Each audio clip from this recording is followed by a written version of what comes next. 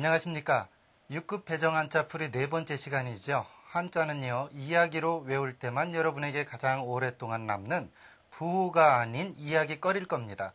그렇다면요, 그 첫 번째, 오늘 또 여전히 어떤 글자부터 시작하는지 같이 보기로 하죠. 지금 보고 있는 자는요, 이 예도래라고 하는 글자인데요. 중요한 건 여러분이 지금 이 보일시라는 글자를 여러분이 배웠다면 충분히 이해할 수 있는 글자의 형태를 취하고 있고요. 이야기로 여러분에게 다가갑니다. 어떤 식이냐고요? 보시죠. 이거는요, 재단에다가 제사할 때 차려놨던 어떤 재단의 표시입니다. 그렇기 때문에 대부분 귀신 또는 보다 마음 이런 쪽에 관계가 되어 있고요. 이 옆에 글자는 풍성할 풍이라는 글자죠. 제기그릇 위에 무언가 잔뜩 올려놓은 모양입니다. 그러니까 둘 다 어떠한 이야기거리로 여러분에게 다가가느냐면요.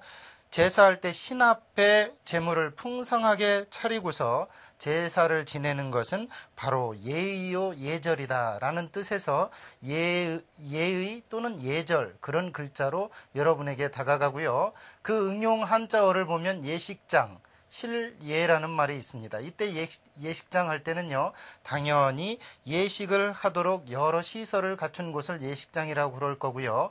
실례는 말 그대로 예의를 잃어버렸다, 예의에서 어긋났다 이러한 뜻이 되겠죠. 보다시피요, 여러분은 한자를 이야기로 외울 때만 가장 쉽게 예의에 벗어나지 않도록 외울 수 있겠죠. 그렇다면 그 다음 글자도 같이 한번 보도록 하겠습니다.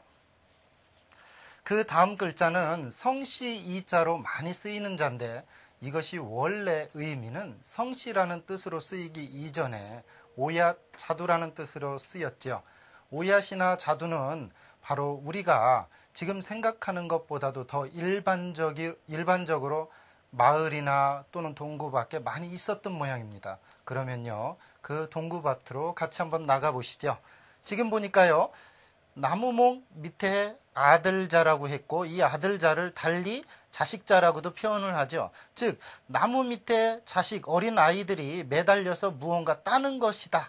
그것은 곧 뭐냐면 여러분이 생각하는 바로 오얏이나 자두라는 의미죠. 그래서 이것을 오얏리라고도 하고요. 이 오얏리라는 것은 즉 나무 밑에서 자식들이 따먹는 그런 열매다라는 뜻에서 출발을 했다가 아무래도 이시성을 가진 사람들이 즉 성씨 이 마을에 아무래도 여러 집성촌이 있었던 모양입니다. 그리고서 그 집성촌의 대표인 오얏을 우리 그럼 성씨로 쓰자 해서 오얏리, 성씨리 이렇게 쓰는 글자죠. 그런 의미에서 나무목에다가 아들자, 자식자를 합쳐놓은 글자입니다. 한자어를 보면요, 이화, 즉 오얏꽃을 이화라고 그럴 거고요. 그 다음에 자두꽃을 이화라고 하죠. 쉽게 얘기해서 오얏이나 자두는 똑같은 말입니다.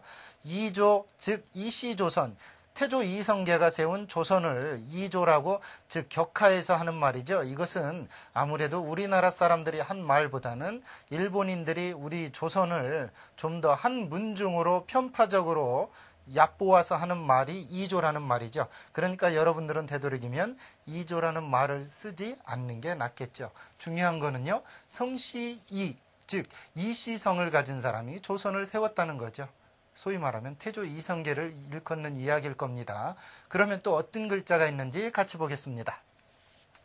지금 이 6급 배정 한자 풀이 계속해서 그 이응 부분을 가고 있는데요. 중요한 것은 리을이 이응으로 앞에 올 때는 두음 법칙에 의해서 음가가 바뀐다는 것을 여러분이 꼭 인지해 두시기 바랍니다. 왜냐하면요, 그것을 모르고 리라고 계속 쓴다면 그것은 여러분이 도금을 쓰세요 라는 문제에서는 정답을 맞추기가 어렵게 되겠죠. 그럼 같이 한번 보도록 하겠습니다.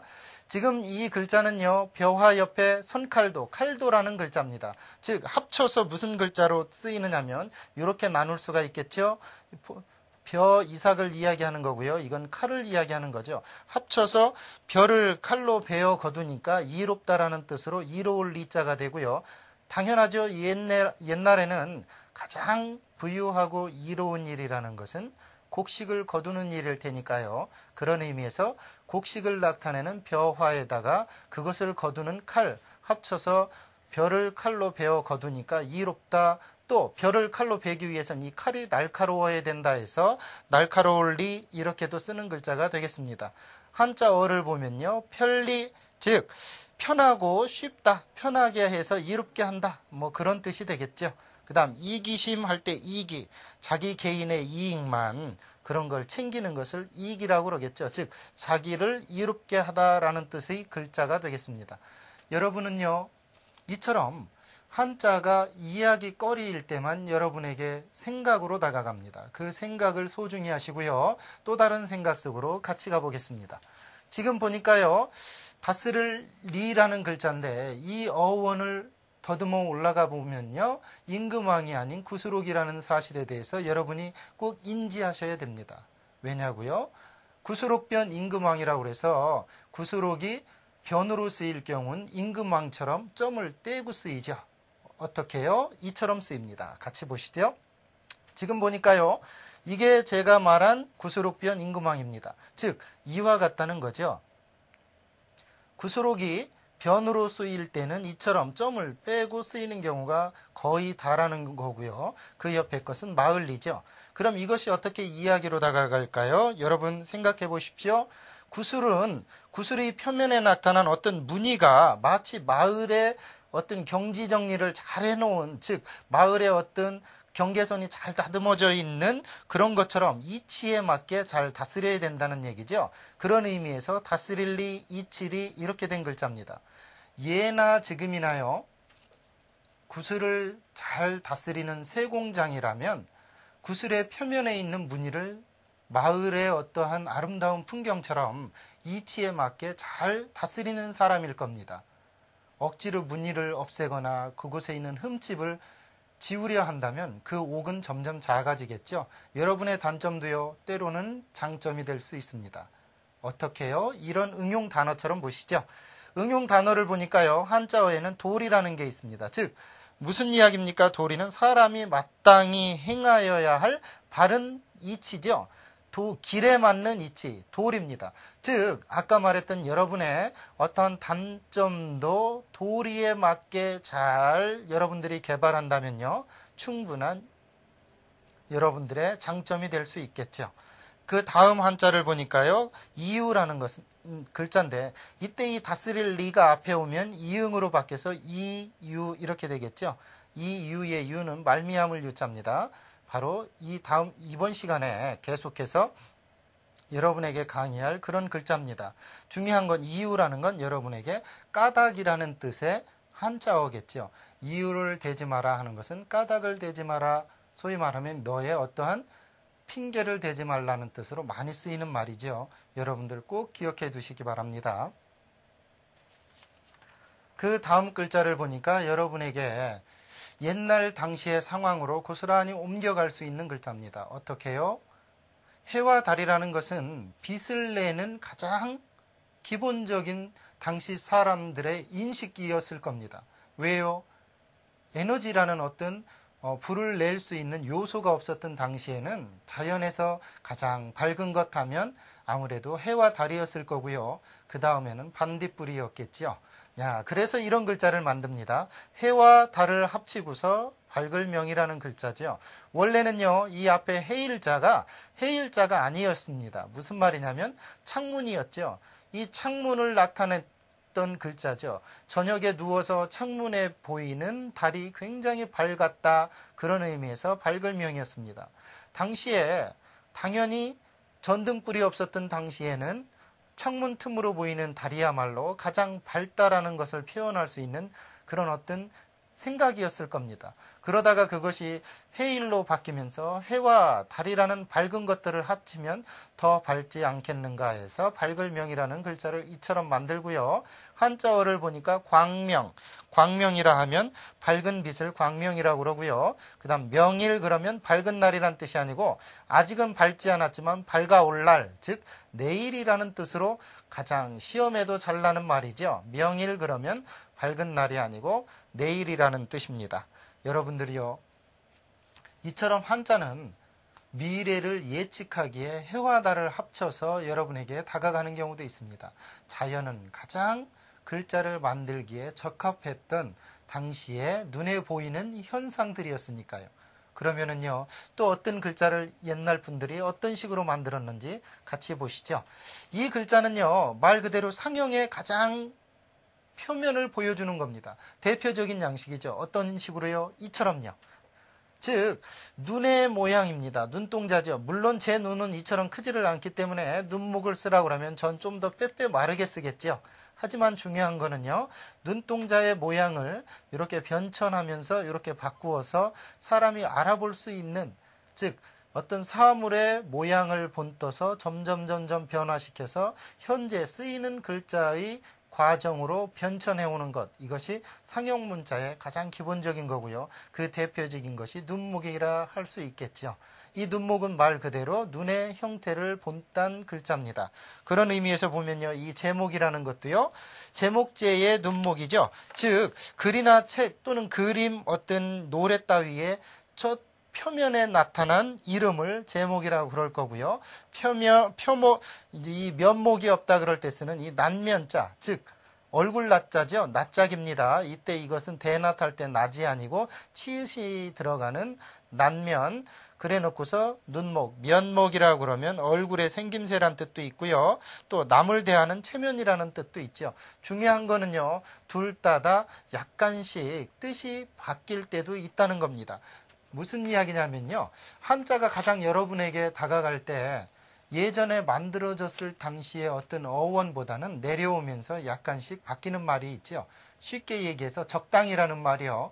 예전에는 그것은 가장 합당한데 맞는다라는 뜻으로 가장 정확한 것을 적당이라고 그랬습니다. 그러나 지금은요, 대충이란 뜻으로 많이 의미가 바뀌죠. 저 면목도요, 처음에는 얼굴의 생김새를 면목이라고 그랬다가 지금은요, 남을 대하는 체면 정도로 이렇게 뜻이 약간 확장되어서 쓰이는 것도 있죠. 이처럼 한자는요, 때로는 약간 변천의 과정을 통해서 어원을 확장시키는 경우가 있습니다.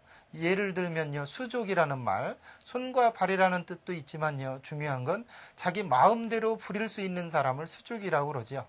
이처럼요, 한자는 때로는 어원을 통해서 또는 결합을 통해서 조금씩 그 뜻을, 의미를 확장하기도 한다는 겁니다. 시험 문제는요, 때로는 이런 것들이 나오겠죠. 다음 글자를 보겠습니다. 들을 문자죠.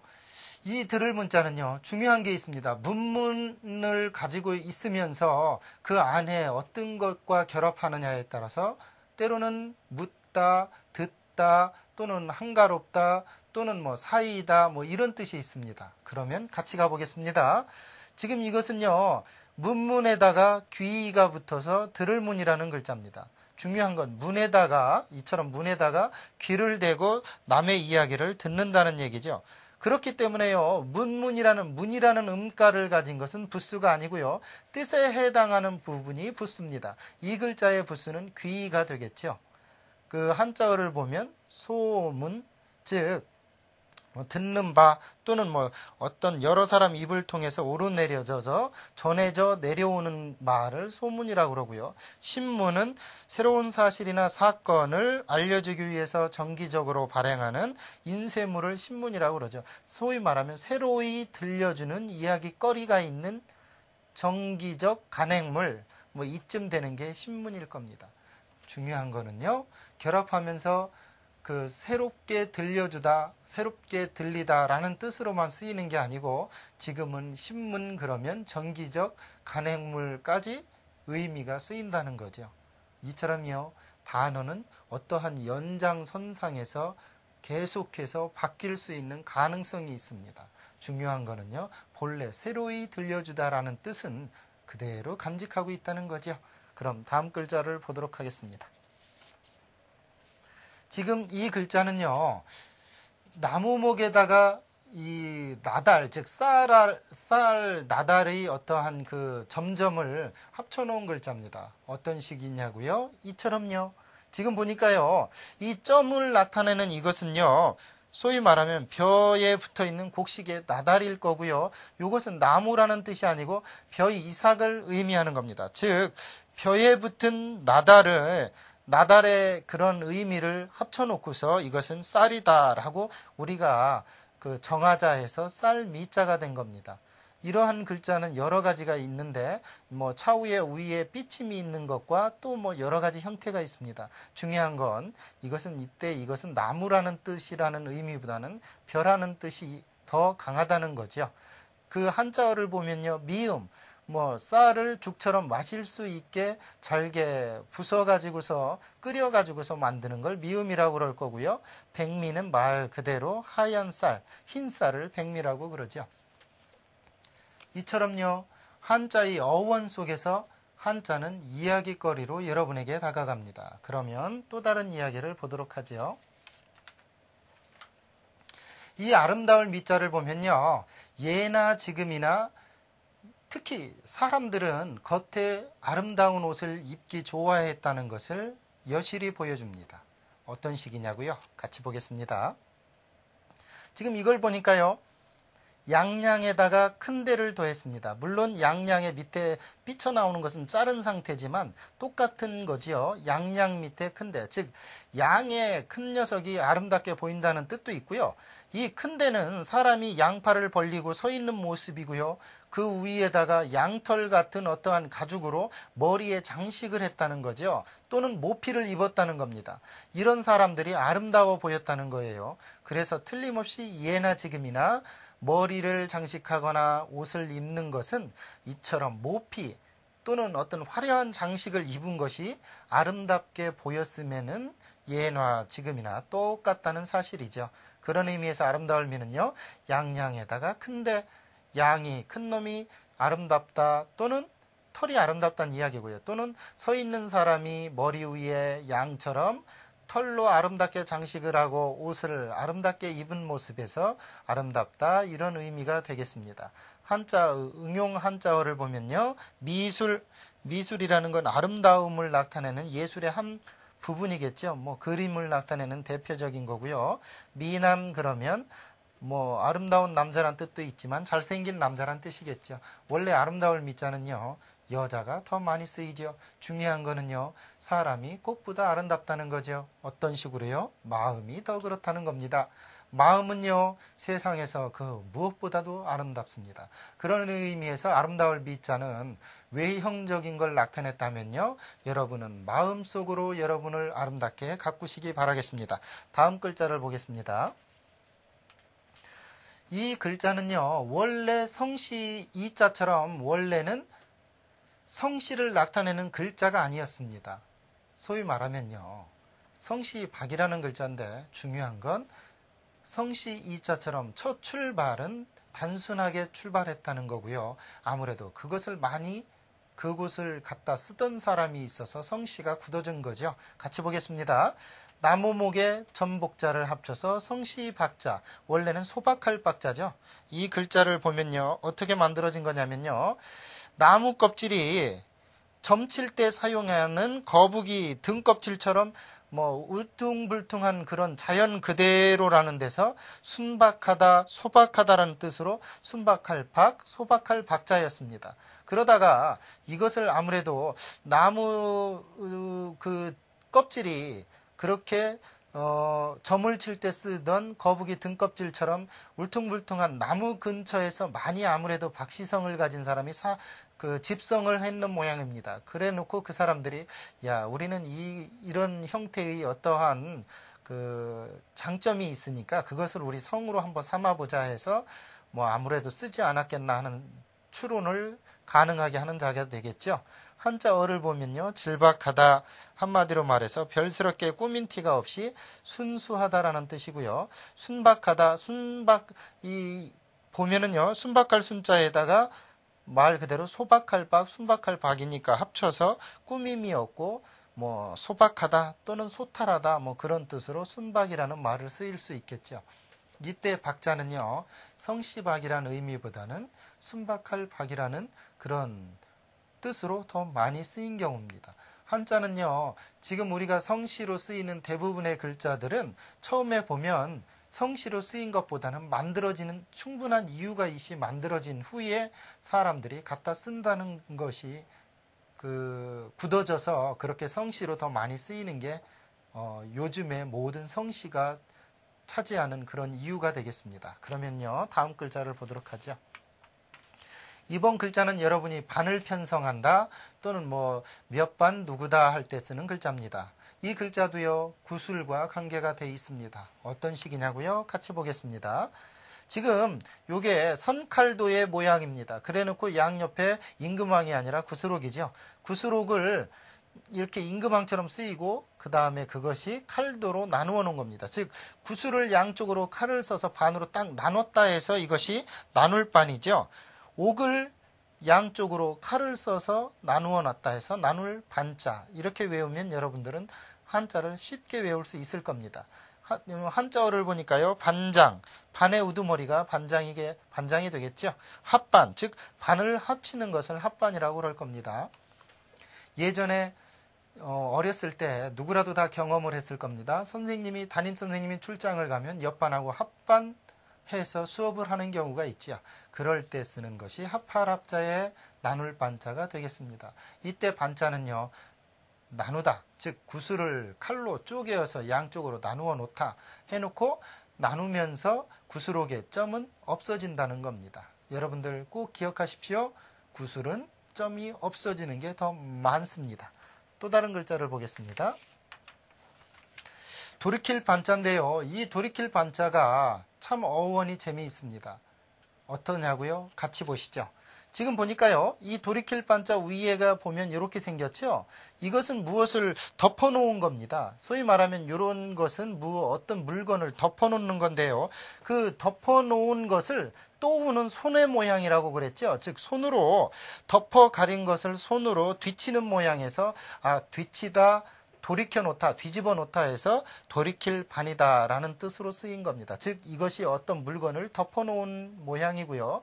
이 또우는 손의 모양을 나타내는 경우죠. 이 또우자를 들어간 글자 중에 버두자가 있죠. 버두도 이 손을 마주 잡은 데서 벗이다 라는 뜻으로 여러분이 기억을 하셨을 거고요. 또 그렇게 기억을 하시면 그 기억이 오래 가겠습니다. 한자어를 보니까요, 반대, 즉 나무의 말이나 의견을 거스르는 것을 반대라고 그럴 거고요. 반공이라는 것은 공산주의를 반대한다, 거스른다 이런 뜻으로 예전에 60년대 많이 쓰였던 말입니다. 이때 쓰이는 공자는요, 원래는 무슨 공자입니까? 함께 공자죠. 공산당은요, 원래 모든 물건의 소유를 함께 한다는 뜻으로 출발을 했습니다. 출발은 좋았죠. 그러나 그곳에는요, 개인의 노력을 상실케 하는 무서운 어떠한 나약함이 숨어 있죠. 게으름이 숨어 있습니다. 그것이 공산주의의 단점이 될 겁니다. 중요한 거는 지금은 한문 시간이고요. 이 한문 시간에 한문을 많이 알게 되면은요, 소위 말하면 한자를 많이 알게 되면요, 여러분이 수많은 단어를 쉽게 풀이하고 인식할 수 있다는 겁니다. 그 인식에 또 다른 속으로 같이 가보겠습니다. 나눌 반자가 있었다면 이번에는 반반자입니다. 즉 절반반이란 얘기죠. 어떻게 만들어졌냐고요? 좀 잔인하게 만들어졌습니다. 같이 보시죠. 원래요, 이 안에 나타냈던 이렇게 생긴 거는요, 소우였습니다. 이 소우가 이렇게 바뀌었고요. 이 8판은 여러분 기억하시죠? 나눌팔입니다. 손을 양쪽으로 나누다 해서 나눌팔이죠. 예전에 사냥을 해서 또는 어떠한 재물을 공동 소유였던 당시의 어떤 농경사회 이전에 목축사회에서 소를 잡아서 8팔자처럼 양쪽으로 나누다. 그래서 나누긴 나누는데 어떻게 나누냐면 반반씩 나누자 해서 반반자가 된 겁니다. 이때 반은요, 절반을 이야기하는 겁니다. 그런 의미에서 여기에서 뜻을 담당하는 이 나눌팔 굉장히 소중하겠죠. 그러니까요, 여러분들 꼭 기억하십시오. 소우의 변형 형태인 이 점이 8팔과 겹치니까 그것이 사라진 경우입니다. 한자어를 보니까요, 반백, 반은 머리가 하얀 경우를 반백이라고 그러고요. 반월 그러면 반달을 반월이라고 그러죠. 중요한 거는 처음에 소를 잡아서 양쪽으로 반반씩 나누다. 정확하게 반으로 또 나눈다는 의미에서 8팔이 들어갔다는 것과요. 부수는 열십이라는 겁니다. 기억해 두십시오. 부수는 열십입니다. 다음 글자를 보시죠. 2번 글자는요. 여러분들이 언뜻 보기에 이게 무슨 글자일까 하고 고민에 빠질 만큼 복잡한 글자입니다. 그러나 이것을요. 분해해 보면 그렇게 어려운 글자가 아닙니다. 어떤 식으로 분해하느냐고요? 이처럼 분해해 보십시오. 지금 보니까요. 이건 여러분이 활궁이라고 배웠지만 옆에 있는 것은 도대체 모를 겁니다. 그렇죠? 모를 수밖에 없습니다. 이건 원래는 중요한 것은요.